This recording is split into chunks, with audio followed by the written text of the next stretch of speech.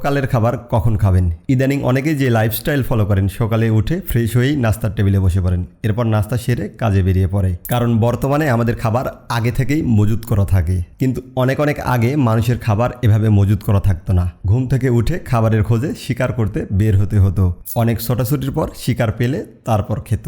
Even আধুনিক যুগে এসেও যারা কৃষি কিংবা অন্যান্য কায়িক পরিশ্রমের কাজের সাথে যুক্ত, তারা কিন্তু সকালে উঠে অন্তত 3 থেকে 4 ঘন্টা কাজ সারেন, এরপর সকালের খাবার খান। ছোটবেলায় দেখেছি গ্রামের অনেকেই খুব সকালে উঠে গরু নিয়ে হাল চাষ করতে বের হতো।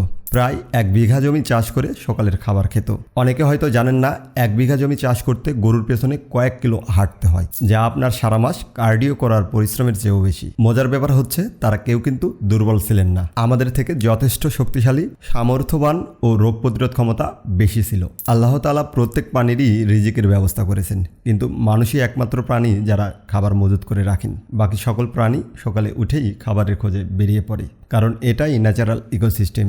দেখেন, খাবার মজুত করে রাখা সমস্যা না, সেরা জীব হিসেবে আমরা রাখতেই পারি। কিন্তু সমস্যা হচ্ছে, কোনো রকমের পরিশ্রম ছাড়া সকালে উঠেই প্রসেসড ফুড আমাদের মুখে তুলে দেওয়া হচ্ছে।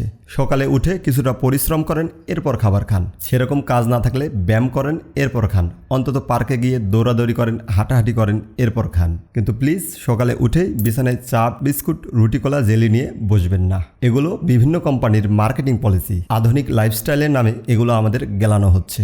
ফলাফল অল্পতেই বুড়িয়ে যাওয়া, ডায়াবেটিস, হাঁটু কোমর ব্যথা সহ বিভিন্ন রোগ নিয়ে হাসপাতালের বারান্দায় ছোটাছুটি। এত কথা বলার উদ্দেশ্য, ঘুম থেকে উঠেই খাবেন না, একটু পরে খান। খাওয়ার আগে পরিশ্রমের কাজ কিংবা ব্যায়াম করেন, হাঁটাহাঁটি করেন কিংবা খেলাধুলা করেন। কারণ সুস্থ থাকতে পরিশ্রমের কাজ কিংবা ব্যায়াম করার বিকল্প নেই। কিছুই করা না থাকলে অন্তত কয়েক ঘন্টা দেরি করে খান। দেখুন, আধুনিক যুগে এসে কেউ গরু দিয়ে হাল চাষ করবে না কিংবা শিকার করে খাবার খাবে না। উদাহরণ দিয়ে শুধুমাত্র পরিশ্রমের গুরুত্ব বোঝানোর চেষ্টা করেছি। ভিডিও ভালো লাগলে ফলো করতে পারেন। আমরা একসাথে ফিট থাকবো ইনশাআল্লাহ।